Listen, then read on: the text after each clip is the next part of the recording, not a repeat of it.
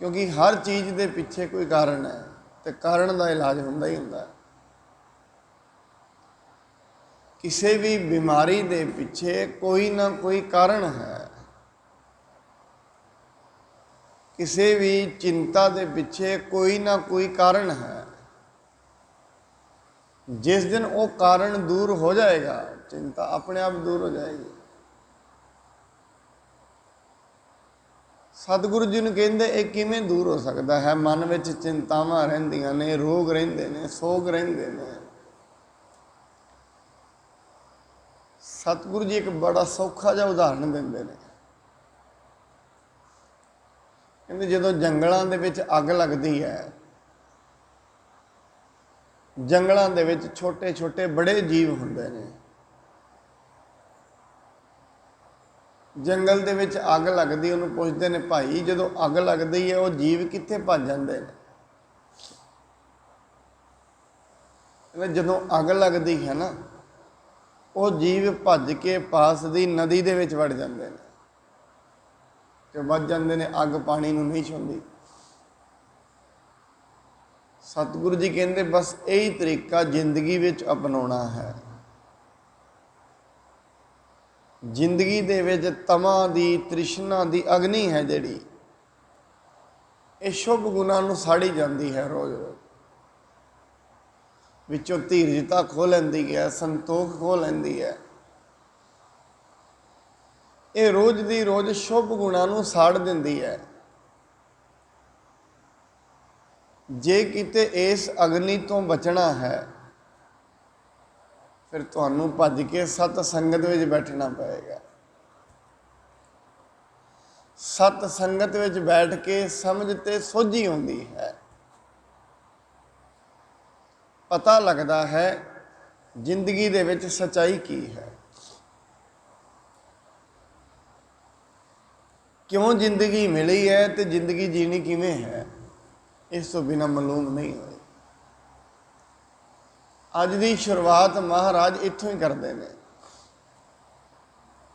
कहते हैं साध संगत मिल करहो आनंद, गुण गावहो प्रभ परमानंद।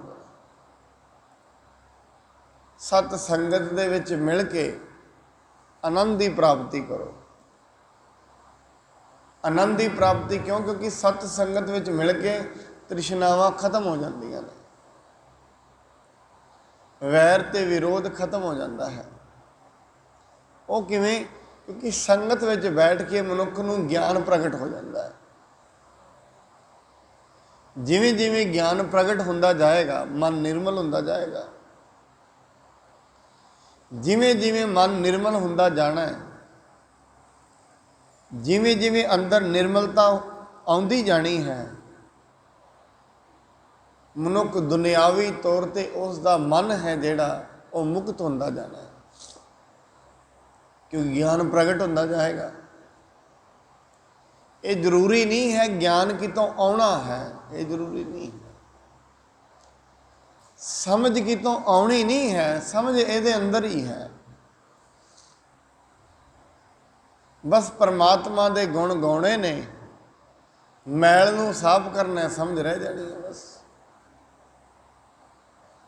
समझ कितों आउणी नहीं, समझ अंदर ही है। इहदे वास्ते असीं कई उदाहरण वरत सकते हैं।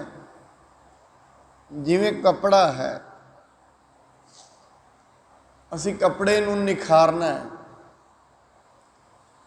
उस दे निखारन दे लई कपड़े नूं कुछ करन दी लोड़ नहीं। कपड़ा मैला क्यों है? क्योंकि उत्ते मैल है। मैल धुप जाएगी, कपड़ा निखर जाएगा। कुछ भी करन दी लोड़ नहीं, इक्को काम करन दी लोड़ है। कपड़े दी जिहड़ी मैल है, मैल धोण दी लोड़ है। पर इत्थों एक गल होर भी समझना,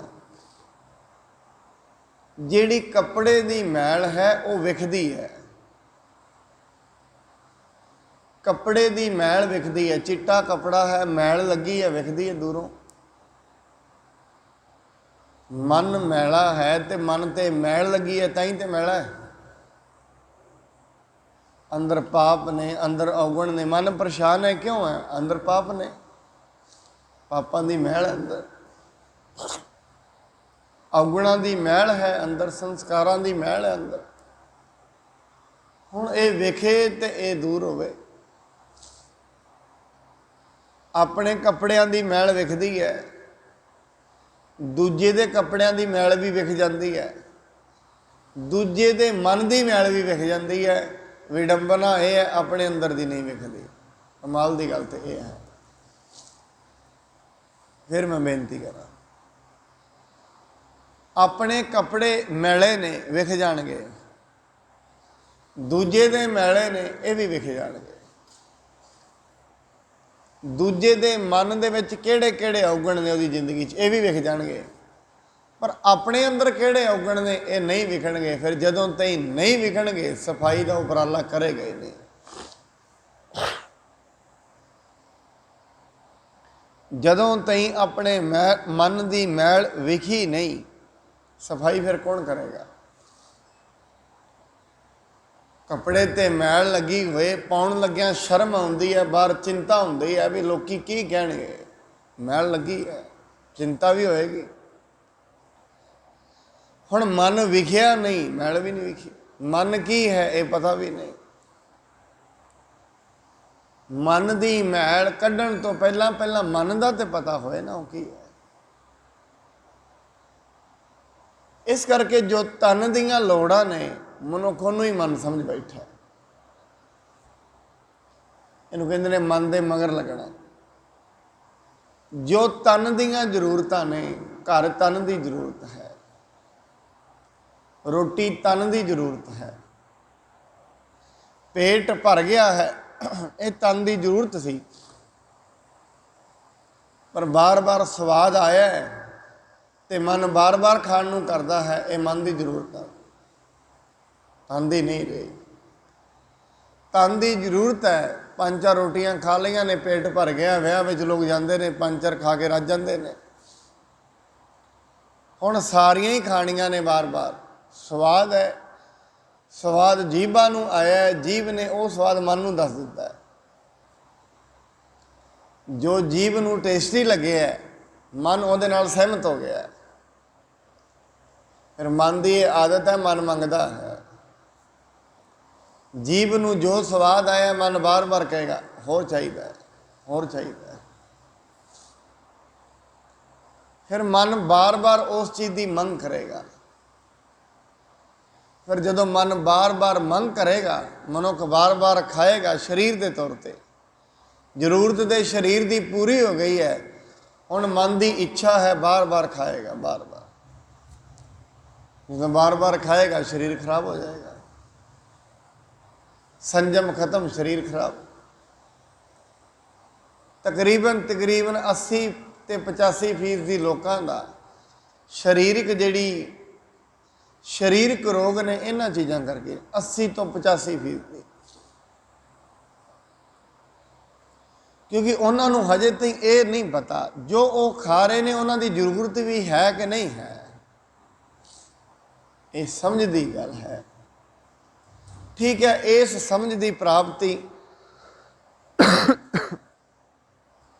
ਤਕਰੀਬਨ ਬੜੇ ਮਨੁੱਖਾਂ ਨੂੰ ਹੁੰਦੀ ਹੈ। ਇਸ ਚੀਜ਼ ਦੀ ਪ੍ਰਾਪਤੀ ਮਨ ਤੇ ਤਨ ਨੂੰ ਵੱਖਰਾ ਕਰਕੇ ਵੇਖਣਾ ਪਹਿਲਾਂ ਤੇ ਇਹ ਮੁਸ਼ਕਲ ਹੈ।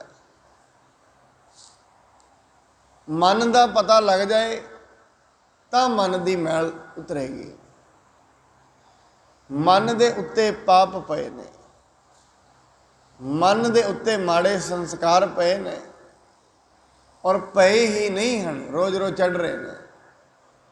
ਕੋਈ ਇਹ ਨਹੀਂ ਹੈ ਪਏ ਨੇ, ਰੋਜ਼-ਰੋਜ਼ ਵੱਧ ਰਹੇ ਨੇ। ਕਾਰਨ ਕੀ ਹੈ? ਸਫਾਈ ਤੇ ਹੋ ਨਹੀਂ ਰਹੀ। ਸਿੱਧਾ ਜਿਹਾ ਉਦਾਹਰਣ ਹੈ, ਕਮਰਾ ਕੋਈ ਵੀ ਹੈ, ਘਰ ਦੇ ਵਿੱਚ ਸਾਰੇ ਕਮਰਿਆਂ ਦੀ ਸਫਾਈ ਕਰੋ, ਇੱਕ ਦੀ ਨਾ ਕਰੋ। 10 ਦਿਨਾਂ ਬਾਅਦ ਉਹ ਕਮਰੇ ਨੂੰ ਖੋਲ੍ਹ ਕੇ ਵੇਖੋ, ਸਾਰੇ ਕਮਰਿਆਂ ਦੇ ਨਾਲੋਂ ਉਹ ਕਮਰਾ ਜ਼ਿਆਦਾ ਮੈਲਾ ਹੋਏਗਾ। ਕਾਰਨ ਕੀ? ਸਫਾਈ ਕਦੇ ਹੋਈ ਨਹੀਂ। ਇਸ ਕਰਕੇ ਮਨ ਦੀ ਸਫਾਈ ਦਾ ਪਾਪ ਜਿਹੜੇ ਉੱਤੇ ਚੜ੍ਹ ਰਹੇ ਨੇ, ਖੋਲ੍ਹ ਕੇ ਕਦੇ ਵੇਖਿਆ ਹੀ ਨਹੀਂ, ਵੱਧ ਰਹੇ ਨੇ ਰੋਜ਼-ਰੋਜ਼। ਔਰ ਇਹਦਾ ਲੱਛਣ ਕੀ ਨੇ? ਮਨੁੱਖ ਛੋਟੀ-ਛੋਟੀ ਗੱਲਾਂ ਦੇ ਅੱਜ ਕੱਲ੍ਹ ਕਾਲਾ ਪੈ ਰਿਹਾ ਹੈ। ਛੋਟੀ-ਛੋਟੀ ਧੀਰਜਤਾ ਖਤਮ ਹੋ ਰਹੀ ਹੈ ਮਨੁੱਖ ਦੇ ਅੰਦਰ,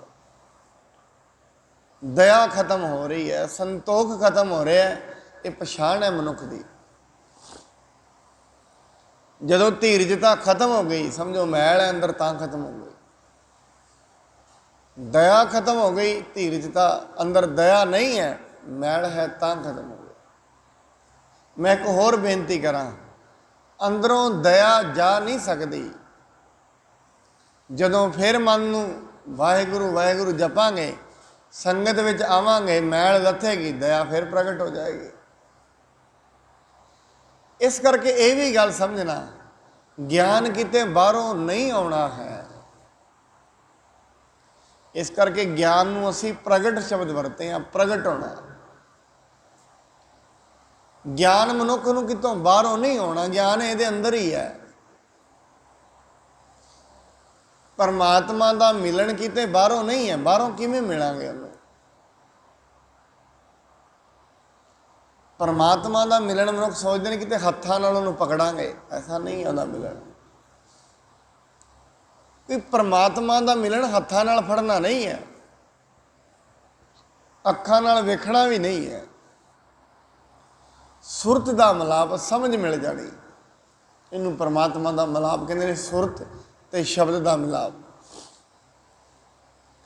ਇਹ ਸਾਰੀਆਂ ਚੀਜ਼ਾਂ ਕਿੱਥੋਂ ਪ੍ਰਾਪਤ ਹੁੰਦੀਆਂ ਨੇ? ਸਤਿਗੁਰੂ ਜੀ ਮਹਾਰਾਜ ਉਹ ਹੀ ਬਿਆਨ ਕਰਦੇ ਨੇ, ਸਾਧ ਸੰਗਤ ਮਿਲ ਕਰੋ ਆਨੰਦ। ਸਤ ਸੰਗਤ ਦੇ ਨਾਲ ਮਿਲ ਕੇ ਆਨੰਦ ਕਰੋ। ਔਰ ਕੀ ਕਰਨਾ ਹੈ? ਉੱਤੇ ਗੁਣ ਗਾਵੋ ਪ੍ਰਭ ਪਰਮਾਨੰਦ। ਜੋ ਪਰਮਾਤਮਾ ਹੈ ਉਹਦਾ ਸਵਰੂਪ ਕਿਹੜਾ ਹੈ? ਪਰਮਾਨੰਦ, ਪਰਮ ਆਨੰਦ। ਹੁਣ ਜਿਹੜੇ ਪਰਮਾਨੰਦ ਨੂੰ ਗਾਉਣਗੇ ਉਹ ਵੀ ਪਰਮਾਨੰਦ ਵਿੱਚ ਪਹੁੰਚ ਜਾਣਗੇ। ਇਸ ਕਰਕੇ ਕਹਿੰਦੇ ਨੇ, ਜੈਸਾ ਮਨੁੱਖ ਸੇਵਦਾ ਹੈ ਨਾ, ਜੈਸੀ ਚੀਜ਼ ਨੂੰ ਰੋਜ਼ ਰੋਜ਼ ਯਾਦ ਕਰਦਾ ਹੈ, ਉਹੋ ਜਿਹਾ ਹੀ ਮਨੁੱਖ ਦਾ ਸੁਭਾਅ ਬਣ ਜਾਂਦਾ ਹੈ। ਜਿਸ ਚੀਜ਼ ਨੂੰ ਵੀ ਰੋਜ਼ ਯਾਦ ਕਰੇਗਾ, ਮਨੁੱਖ ਰੋਜ਼ ਰੋਜ਼ ਅੱਜ ਦੀ ਦੁਨੀਆ ਵਿੱਚ ਪਦਾਰਥਾਂ ਨੂੰ ਯਾਦ ਕਰਦਾ ਪਿਆ। ਰੋਜ਼ ਰੋਜ਼ ਮਨੁੱਖ ਦੇ ਕੋਲ ਹਮੇਸ਼ਾ ਯਾਦ ਹੈ ਪਦਾਰਥ ਦੀ, ਤੇ ਰੋਜ਼ ਰੋਜ਼ ਮਨੁੱਖ ਪਦਾਰਥ ਨੂੰ ਯਾਦ ਕਰਦਾ ਹੈ। ਇਸ ਕਰਕੇ ਮਨ ਪਦਾਰਥਾਂ ਵਰਗਾ ਹੋ ਗਿਆ। ਪਦਾਰਥਾਂ ਵਿੱਚ ਜਾਨ ਨਹੀਂ ਹੁੰਦੀ, ਦਇਆ ਨਹੀਂ ਹੁੰਦੀ, ਮਨੁੱਖਾਂ ਵਿੱਚ ਵੀ ਨਹੀਂ ਹੈ। ਤਕਰੀਬਨ 80 ਤੋਂ 85% ਇਹ ਕੰਮ ਹੋ ਗਿਆ। ਕਿਉਂਕਿ ਜਿਸ ਚੀਜ਼ ਨੂੰ ਮਨੁੱਖ ਰੋਜ਼ ਰੋਜ਼ ਜਿਹਦੀ ਯਾਦ ਵਿੱਚ ਜੀਵੇਗਾ, ਜਿਸ ਚੀਜ਼ ਨੂੰ ਬਾਰ-ਬਾਰ ਯਾਦ ਕਰਾਂਗੇ, ਉਹਦੇ ਵਰਗੇ ਹੁੰਦੇ ਜਾਵਾਂਗੇ।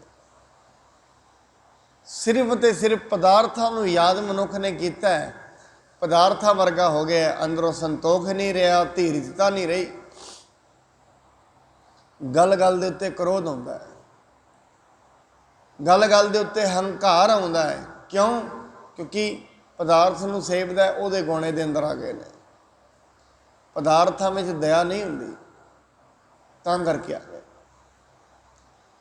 ਜਿਸ ਚੀਜ਼ ਨੂੰ ਮਨੁੱਖ ਰੋਜ਼ ਰੋਜ਼ ਯਾਦ ਕਰਦਾ ਹੈ, ਉਹਦੇ ਵਰਗਾ ਹੁੰਦਾ ਜਾਂਦਾ ਹੈ। ਜਿਹਨੂੰ ਦੂਜੀ ਤਰਫ ਲਾਈਏ ਨਾ, ਬਾਣੀ ਕਹਿੰਦੀ ਜਿਹੜੇ ਲੋਕ ਰੋਜ਼ ਰੋਜ਼ ਪਰਮਾਤਮਾ ਨੂੰ ਯਾਦ ਕਰਦੇ ਨੇ ਨਾ, ਇੱਕ ਦਿਨ ਉਹ ਪਰਮਾਤਮਾ ਵਰਗੇ ਹੀ ਹੋ ਜਾਂਦੇ। ਜਿਹੜੇ ਪਰਮਾਤਮਾ ਨੂੰ, ਜਾਂ ਪਰਮਾਤਮਾ ਕੀ ਹੈ? ਪਰਮਾਨੰਦ। ਇਸ ਕਰਕੇ ਜਿਹੜੇ ਮਨੁੱਖ ਪਰਮਾਤਮਾ ਨੂੰ ਯਾਦ ਕਰਦੇ ਨੇ, ਉਹ ਪਰਮ ਆਨੰਦ ਵਿੱਚ ਚਲੇ ਜਾਂਦੇ ਨੇ। ਉਹਨਾਂ ਵਾਸਤੇ ਦੁੱਖ ਵੀ ਵੱਡਾ ਨਹੀਂ, ਸੁੱਖ ਵੀ ਵੱਡਾ ਨਹੀਂ, ਰੋਣਾ ਵੀ ਵੱਡਾ ਨਹੀਂ, ਹਾਸਾ ਵੀ ਵੱਡਾ ਨਹੀਂ, ਪਰਮ ਆਨੰਦ। ਕਿਉਂਕਿ ਆਨੰਦ ਦਾ ਉਲਟਾ ਸ਼ਬਦ ਨਹੀਂ ਹੈ ਕੋਈ ਵੀ। ਦੁੱਖ ਦਾ ਉਲਟਾ ਸ਼ਬਦ ਹੈ ਸੁੱਖ। ਬਿਮਾਰੀ ਦਾ ਉਲਟਾ ਸ਼ਬਦ ਹੈ ਸਵਾਸਥਯ। ਐਵੇਂ ਰੋਗਾਂ ਦਾ ਉਲਟਾ ਸ਼ਬਦ ਹੈ, ਪਰ ਆਨੰਦ ਦਾ ਉਲਟਾ ਸ਼ਬਦ ਨਹੀਂ ਹੈ ਕੋਈ ਵੀ। ਜਿੱਥੇ ਆਨੰਦ ਆ ਗਿਆ, ਬਸ ਸਮਾਪਤੀ। ਦੁਨਿਆਵੀ ਤੌਰ ਤੇ ਮਨੁੱਖ ਕਹਿੰਦਾ ਤੇ ਹੈ ਮੈਨੂੰ ਅੱਜ ਆਨੰਦ ਆਇਆ ਹੈ, ਪਰ ਉਹ ਆਨੰਦ ਨਹੀਂ ਹੈ, ਉਹ ਸੁੱਖ ਹੈ। ਆਨੰਦ ਵੱਖਰੀ ਚੀਜ਼ ਹੁੰਦੀ ਹੈ, ਸੁੱਖ ਵੱਖਰੀ ਚੀਜ਼ ਹੈ। सुख की एक मनियाद है, इन्ने दिन रहेगा। आनंद की कोई मनियाद नहीं है। सुख की एक सीमा है। अज पदार्थ खाधे ने, कोई भी चीज़ खाधी है, उस विचों बड़ा रस आया, मैं कहना आनंद आ गया रोटी खा के। उसकी एक सीमा है। सवेरे आया, दोपहर तक ही रहेगा, फिर खाने का दिल करेगा, आनंद खत्म हो जाएगा। अज कपड़े पाए ने, आनंद आया है, इस कपड़े से आनंद ही आ गया। शाम को अगले दिन हौली हौली उन्होंने पाएगा, आनंद खत्म हो जाएगा। ये आनंद नहीं है, ये सुख है। छोटे मकान सी, वड्डे मकान च चला गया, और जा कहते हुण रहन का आनंद आया है। आनंद नहीं आया, सुख आया है, और ये ज़्यादा दिन नहीं रहेगा। भारत में रह रहा सी, अमरीका में रहन लग पाया, न्यूजीलैंड च रहिंदा, इन्हें हुण रहन का आनंद आया। आनंद नहीं आया, सुख आया। सुख की एक सीमा है, फिर दुख की भी एक सीमा है। आनंद की कोई सीमा नहीं, क्योंकि परमात्मा आनंद स्वरूप है, परमानंद है। वो उसनों कहते हैं हुण आनंद की कोई सीमा नहीं। एक बारी आनंद आ गया परमात्मा का, एक बारी परमेश्वर नाल सुरत मिल पई, क्योंकि परमेश्वर के नाल शरीर ने नहीं मिलना। शरीर गुरुद्वारे आ सकता है, गुरु के कोल शरीर नहीं जाएगा। गुरु तई पहुँच शरीर की नहीं है, गुरु तई पहुँच सुरत की है। शरीर गुरुद्वारे पहुँचता है, मंदिर में पहुँचता है, मस्जिद में पहुँच जाता है, भगवान तई नहीं पहुँचता। जे रब तई शरीर पहुँचता होंदा, तकरीबन सारी दुनिया पहुँच जाना, सारी दुनिया। एक अद्धा आलसी होना सी ऐसा जिन्हें शरीर के तौर पर भी नहीं सी जाना। शरीर गुरुद्वारे तक ही पहुँच सकता है, गुरु तो ही नहीं पहुँच सकता। इस करके हो सकता है गुरुद्वारे में बैठिया भी, गुरुद्वारे में रहिंदियां भी शरीर मन गुरु के कोल ना हो, ये हो सकता है। धर्म के मार्ग ते रहने वाले भी धर्म के नेड़े भी ना हो, यह भी हो सकता है। क्योंकि धर्म शरीर का नाम नहीं है, सुरत का नाम है। मार के सत संगत विच बैठो, सत संगत विच बैठ के आनंद करो। क्यों? क्योंकि सत संगत विच बैठ के परमात्मा के गुण गाए जाते हैं। गुण गावो प्रभ परमानंद, राम नाम तत् करो विचार, दुर्लभ देह का करो उदार। जो परमात्मा का राम नाम रूपी तत्व है, जो तत्व दी विचार है, जो सच दी विचार है, परमात्मा के नाम के भेत का विचार करो, तत्व दी विचार करो, हुक्म दी विचार करो। परमात्मा का हुक्म कैसा है? और जदों मनुख यदि विचार करेगा ना, फिर आनंद उसनों आ जाएगा। आनंद कदों आएगा? नानक हुक्म जे बुझे। जिस दिन हुक्म नूं बुझेगा, उस दिन आनंद आएगा। पर याद रखना, जेड़े परमात्मा का गुण गाउंदे ने ना, उन्हां दा किन्ना किन्ना विश्वास बन जाता है परमात्मा ते। जेड़े परमात्मा के गुण गाउंदे ने, तो परमात्मा की उन्हां दी सहायता भी करता है, ऐसी गल नहीं है। जेड़े उहदे गुण गाउंदे ने, उन्हां दी सहायता भी करता। मैं कल शाम भी ना बेनती की सी। एक सूफी होया, उहदा नाम है हबीब। हबीब अपने घर दे विच रोटी नहीं सी पकदी। हबीब के घर विच उसकी घरवाली उस दे नाल थोड़ा झगड़ा किया भी हबीब एवें तो गल नहीं चलेगी, घर दे विच रोटी चाहिए है, कितों भी कोई तू कुछ कर ही नहीं रहा। झगड़ा हो गया, हबीब अपने घर तो बाहर तुर पिया। चल मैं दिहाड़ी करके आना। दिहाड़ी करने तुरया, जाके जंगल में बैठ गया, सवेर तो लैके शाम तक नाम ही जपदा रहा। अल्लाहू अल्लाहू रब की बंदगी करता रहा। शामी आया, घर दी ने दरवाज़ा खोलिया, कहते आ गए हो दिहाड़ी करके? आ गया। दिहाड़ी कित्थे है? कहते वो तो उन्हें नहीं दिती। क्यों? जिहड़ा मेरा मालक है ना, जिते मैं दिहाड़ी की, वो बड़ा करीम है, वो बड़ा दयालु सुभाव वाला है, दे देगा। कि पता ज़्यादा ही देंदा होए।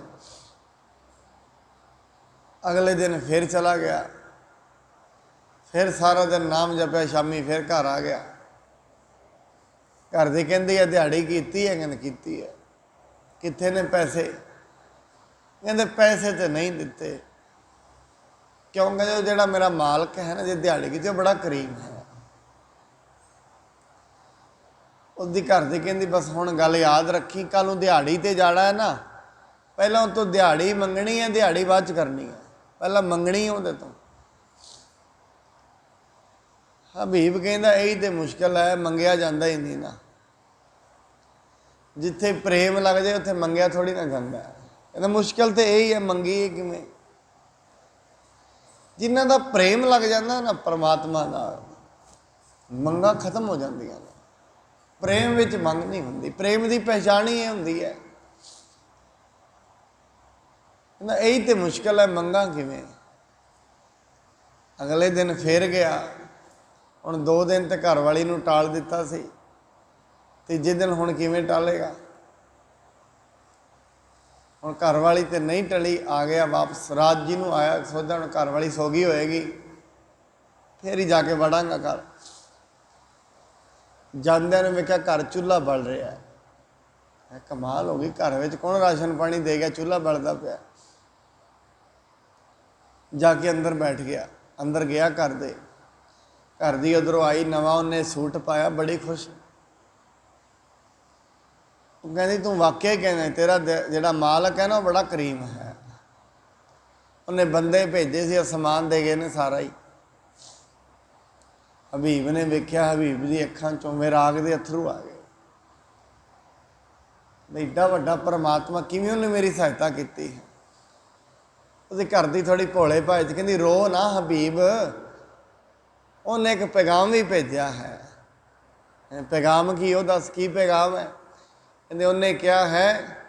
कहते तू दिहाड़ी करने च कसर ना रख, मैं मजदूरी देने च कसर नहीं रखागा। तू दिहाड़ी ध्यान नाल करया कर, मजदूरी मेरे वालों पक्की मिलेगी। मनुख दे वालों कसर नहीं होनी चाहिए, परमात्मा वालों कोई कसर नहीं है। देरी है तो मनुख दे वालों है, उहदे वालों कोई देरी नहीं है। बड़ी बारी लोग कहते हैं परमात्मा के घर च देर है, अंधेर नहीं। नहीं, ना अंधेर है ना देर है, नालों नाल ही है। अपने कर्म ने जिहड़े अगे अड़े ने, तां करके देरी हो रही है। जिदन कट्टे जाणगे जप जप के, उहदे अगे बेनती कर करके जिदन कट्टे जाणगे, उदन ही आनंद आ जाएगा। परमात्मा दे गुण गाउणे ने, गाए जाणगे संगत विच आके। संगत दे विच बैठ के उहदे बारे पता लगता है। गुण गावो प्रभ परमानंद, राम नाम तत् करो विचार। नाम तत् कहते ने, उहदे हुक्म दे तत्त दी विचार करो बैठ के, उहदे भेदां दी भी कैसे कैसे उन्हें भेद बनाए ने, इन्हां दी विचार करो। कई बारी बेनती करदा, देखो किड्डा खुला भेद है परमात्मा दा। एक जूनी विच अरबां जीव ने, हरेक जीव नूं रोटी मिलती है, हरेक नूं।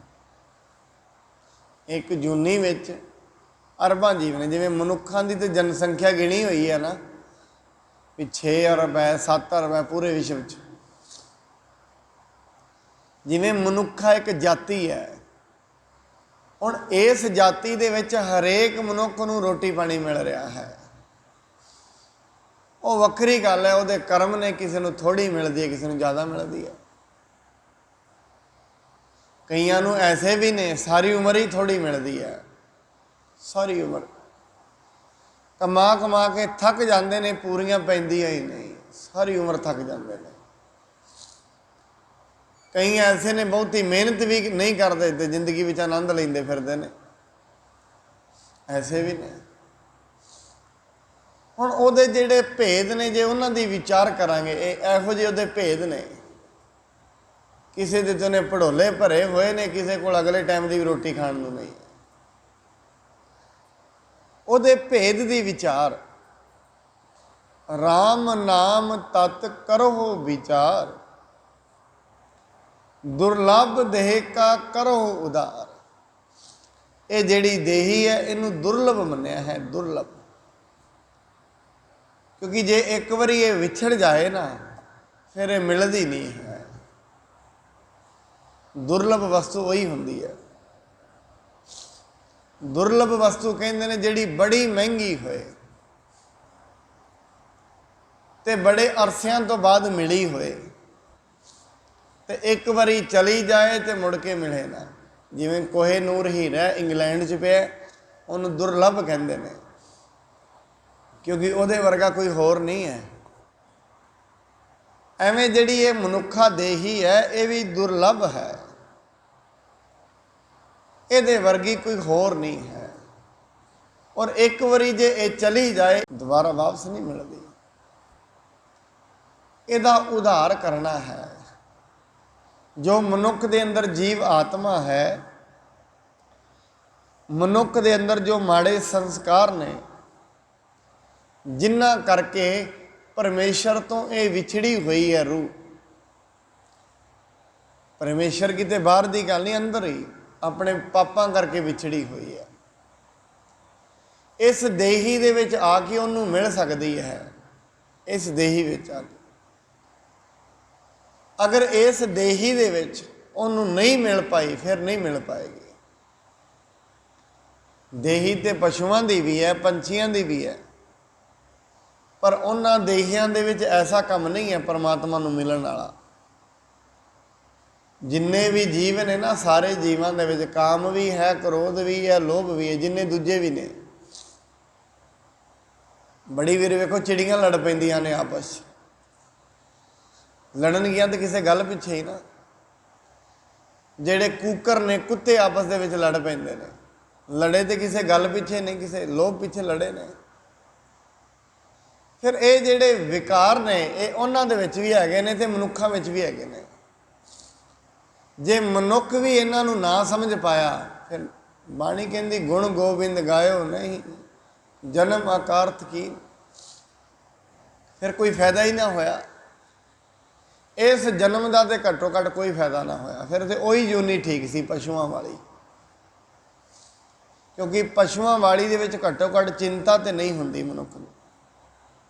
इहदे विच चिंता बड़ी है, क्योंकि पशु घट्टो घट्ट परमात्मा तो छड्ड के चलता है।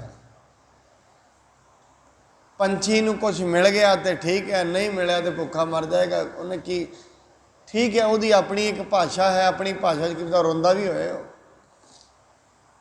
दुखी भी हुंदा होएगा। मनुखा जिहड़ी जूनी है, जे इहदे विच भी मनुख दुखी हुंदा है रोज़ रोज़, फिर इस नूं दिमाग परमात्मा ने दिता है, उसका फायदा की होया? कुछ भी नहीं। सवेरे उठे है परेशानी विच, सारी जिंदगी चली गई है परेशानी विच, आनंद कदे मिले ही नहीं। कदे एक गल नोट करना, जिवें कल का दिन गया ना, मैं कल भी बेनती की, जिहड़ा कल का दिन गया, कल किसी मनुख किसी चीज़ की इच्छा में जी रहा होएगा, कल भी अज भी की पता वो चीज़ मिली ना होए तो उसकी इच्छा अज भी होए। फिर कल जिहड़ी चीज़ की इच्छा में जी रहा सी ना, रोटी पानी इनू मिलिया सी, इन्हें उस रोटी पानी का आनंद नहीं माणिया होएगा जो इनू कल मिलिया सी। अज भी इनू रोटी पानी मिलना है, अज भी इन्हें आनंद नहीं माण पाउणा, उसका खा नहीं पाउणा उन्होंने चंगी तरह। उसका कारण की है? उसका कारण पता की है? क्योंकि मनुख है जिहड़ा, जो उहदे कोल अज है उहदे विच नहीं जींदा, ये आनंद नहीं माण सकता अपनी जिंदगी विच। हरेक मनुख अपनी जिंदगी तो एडवांस चलता है, 20-20 साल 30-30 साल एडवांस। हुण जिहड़ी चीज़ हजे है नहीं है, कि ਤਾਂ मिले 5 सालों च जाके, अज है भी नहीं, 5 सालों में जाके मिलेगी। हुण 5 साल तो ही रोज़ सवेरे शाम उहदी याद में मनुख जिएगा। फिर जिन्ने भी जिहड़े काम ने रोटी खाएगा कोई आनंद नहीं आएगा उन्होंने, भावें चंगे महल्ला में सो रहा कोई आनंद नहीं आएगा। कारण की है? क्योंकि मन दे विच चिंता लगी हुई है। इस करके बाणी ये कहती है, ये जिहड़ी दुर्लभ देही है बिना बंदगी तो खराब हो जाती है, ਇਹਦਾ कोई फायदा नहीं होंदा आई का। जिवें कोई मनुख वधिया गड्डी लाए ना, उन्होंने कहेगा तेरा की फायदा, सारा दिन तो घर खिलारी रखता है। कभी ये तो हरमंदर साहब किते जाके आ, किते धार्मिक स्थान से कोई सफल हो जाए काम, एवें दा की फायदा, घर ही खिलारी है। इस देही का भी की फायदा जे बंदगी नहीं की, कोई फायदा नहीं होया। ये रोटी पानी पचाने वास्ते देही नहीं है भी रोटी पानी खादा तो पचा लिया तो शक्ति आ गई, चलो जी। जे रोटी पानी ठीक नहीं बजा तो दवाई खा ली तो चलो ठीक जी, ये वास्ते थोड़ी ना है। ये कोई रोटी पानी पचाने का वसीला नहीं है। देही भी आ लिया, कोई फल फ्रूट खा लिया, स्वाद आ गया, ये वास्ते थोड़ी ना है। ये काम तो पशुओं की जिंदगी में चंगा हो सकता है, इस स्वाद लैन वास्ते नहीं है। इस देही विच रहिंदियां एक ही आनंद आ सकता है, वह है गोबिंद दियां गुणां दा, बस। ये कोई मशीन नहीं है रोटी पानी पचाने की, शक्ति प्राप्त करने की, भी खाई जाओ उत्ते पाउण दी। इनू सजाउण वास्ते नहीं महाराज ने कहा, इनू वरतन वास्ते क्या है। मनुख तो इहदी सजावट से चल पिया है, और सजावट इहदी नहीं कर रहा, पाउंदा इहदे उत्ते विखाउंदा किसी होर नूं है। गल इन्नी की है, बस सजा इनू रहा, प्रभाव किसी ते पा रहा है, दुनिया ते प्रभाव पाउण वास्ते सजाउंदा। महाराज कहते दुर्लभ देह का करो उधार, अमृत वचन हर के गुण गाओ, प्राण तरन का यह है सुआओ।